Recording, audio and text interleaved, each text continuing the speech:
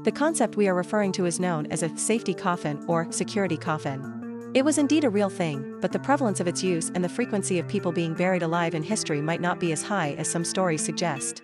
In the 18th and 19th centuries, there were fears of being buried alive due to several reported instances and stories circulating at the time.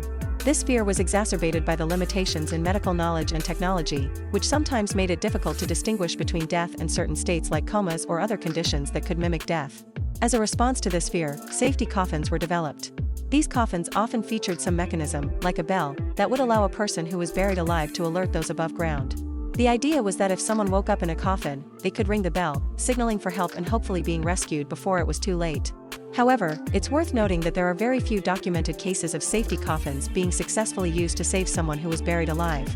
Many historians believe that the fear of premature burial was largely unfounded and that actual instances of it occurring were extremely rare.